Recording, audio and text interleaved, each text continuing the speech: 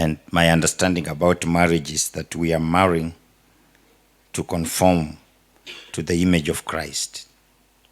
There's a lot of relationship between marriage and Christ and the church. So God trains us and molds us into his likeness through marriage. Kupitia kwa ndoa unajifunza how to relate with Christ. Marriage is the same as salvation. Kama tu kuokoka. It's also a command. But marriage is also the same as salvation in the sense that you get saved and then you start getting saved. You get married and you start getting married. Usipoelewa kwamba marriage is a continuous process, you will think it's an event. Come on. Are you there? Yes. Marriage ni kitu continuous. So kama uko na mke na mme, unatakiwa mnaoana approximately once a week after you are married. Marriage is God's way, a safe way to preserve divine heritage. You know, transmission of God's heritage is through bloodline. So wakati unafanya hiyo mambo ya ndoa, ujue kwamba una participate kwa Mungu kujimultiply katika ulimwengu through you. Imagine hana watu wengine. It is in marriage that God hides himself to reach others. You know, you can trace Jesus paka Abraham. You can. Kienda genealogy utapata. As marriage. Marriage, hiyo ni purpose yake ingine. Mungu anataka kutumia bloodline kujiachilia afikie generation zingine. Na ukisoma Malaka inasema the purpose of marriage is that God was seeking an offspring. As Malachi 2. He made them one because he was looking for an offspring. So imagine, wakati unaoa ama unataka kuolewa, unakumbuka kwamba reason moja ni kwamba nataka kumzalia Mungu mtoto. It's a very, very, very serious matter.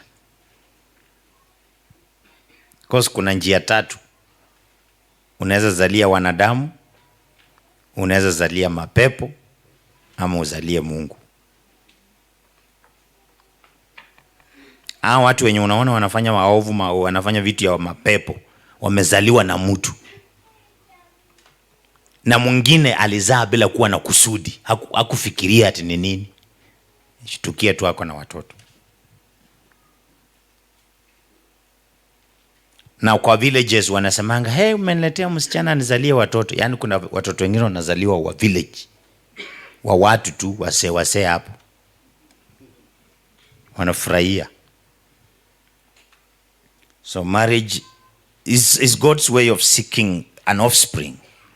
Imagine, that's I think it's Malachi 2:16 or something like that. 2:15, Yeah, wekanga hapo tu tukiendelea.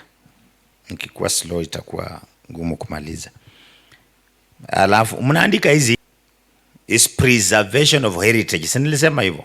God passing himself on.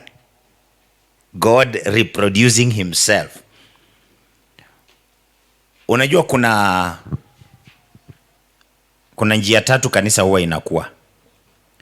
Njia ya kwanza mtu anaokoka tu, anaombewa, anaokoka. Ingine mtu anaokoka mwenyewe bila kuombewa na mtu ama kuhubiriwa. Na njia ya tatu mtu anazaliwa.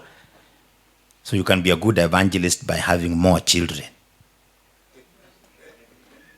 So that if you have many children and they are all saved, church inajaa. Ama ukikuja hapo ukae hapa na watoto yako 8, so unaona umeongeza kanisa. Kuliko wewe kukuja tu na kamoja. So kuja na 8 umeongeza kanisa. So it's a way. I'm not saying mwende mjaze watoto. Msiende sasa kuchaza watoto kila saa. Pastor alisema ndio njia ya kuleta washiriki. Nimesema njia ni mingi. Pana hiyo tu peke yake. You know, another purpose of marriage is transferring callings. Transfer of callings. Unajua kuna watu wengine kwao kuna mapasta kwa boma yao, kuna mapasta, ma reverend, manini. Alafu kuna upande ingine mwingine naye anatoka mahali kwa makafiri tu peke yake. Hao wawili wakiungana, unaweza pata kwamba now that generation from there wanaweza kuanza kuwa mapasta.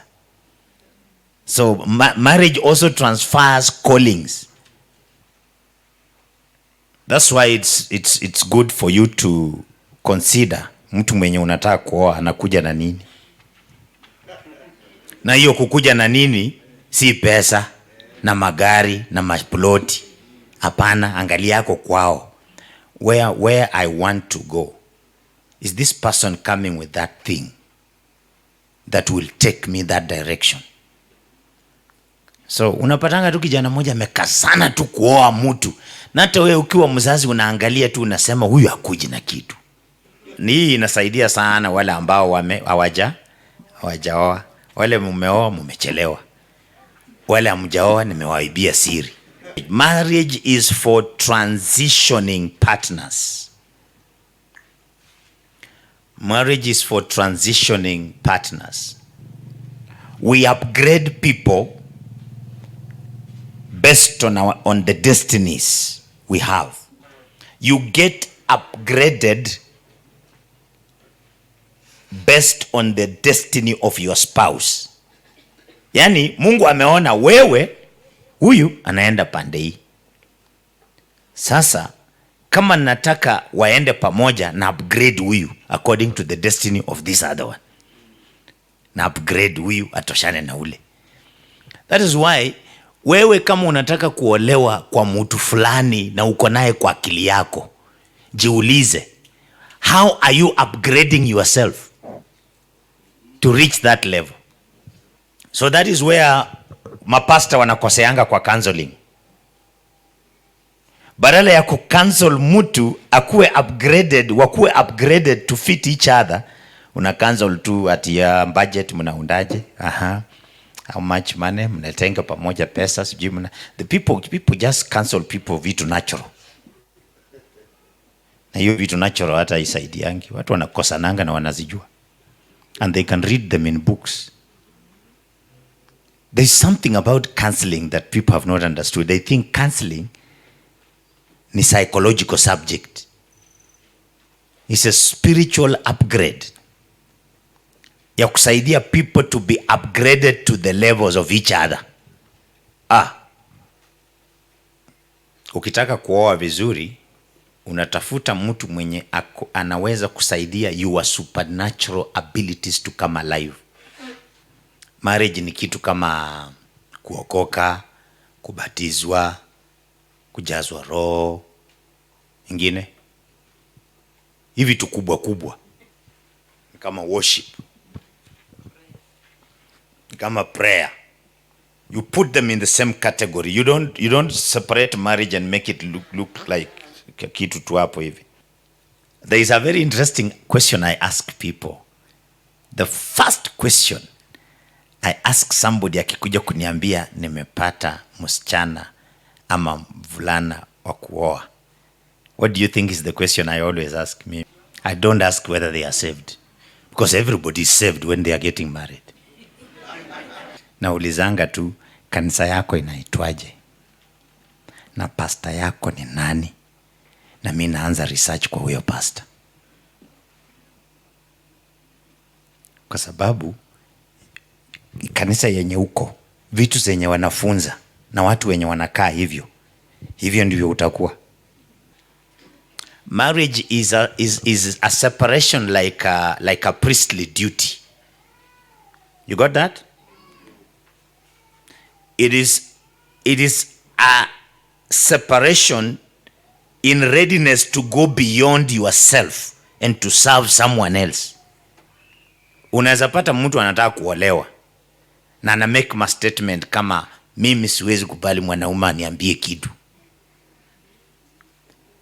na anataka kuolewa. You have already disqualified yourself, because marriage, okay, it's like coming to church. Ukikuwa member ya church yangu, mimi niko nasei kwa maisha yako. Nitakwambia kitu ya kufanya, nitakukataza kitu ya kufanya. Ukiamua kuwa mshiriki, you are putting yourself under my authority. So if you decide to get married, you are subjecting yourself below each other. You're subjecting yourselves to each other. It's a separation, a sanctification, getting ready to go beyond self to serve another. Is a death to ego and commitment to the service of another, and also to the community. Yani ego yako unaisubject. Can you imagine wewe tu ni msichana, unaishi peke yako, unakuja nyumbani saa ile unataka, ukikula sufuria ikichafuka, badala ya kuosha unaweza nunua tu ingine. Alafu unataka kuolewa. Na hiyo kuolewa kuna mtu wako na vitu, mara yeye naye tena anataka kuje late. Yani mnaanza sasa, you know, marriage really works on people's ego. Because what you want to do, you cannot do. So if you don't work on yourself, you cannot imagine getting married. It's not wise. The priestly work in marriage requires a lot of submission. Guys who want to get married, wacha nikupatie advice. Hii nayo itawasaidia kidogo. When you want to get married, you marry according to your vision, not according to your limitation. Because you can have limitations, but you have a big vision. Unaweza kuwa wewe uko na udhaifu fulani, lakini vision yako ni kubwa. Tafuta mtu mwenye ana fit your vision, sio mwenye ana kupembeleza ama kufanya namna gani hiyo weakness yako na massage. Don't get somebody who massages your weakness. Ati sasa ananifanya na feel better. I feel nice. No, it's not the person who makes you feel better. But ask yourself, I am limited. I have certain limitations in life right now. Actually, mimi mwenyewe nikikaa chini naonanga mimi ni mtu mkubwa. Nani anaweza fit kwa hiyo image ya mtu mkubwa huyo? Ni nani? Aka kawezi. Huyu tu ni mimi sahi.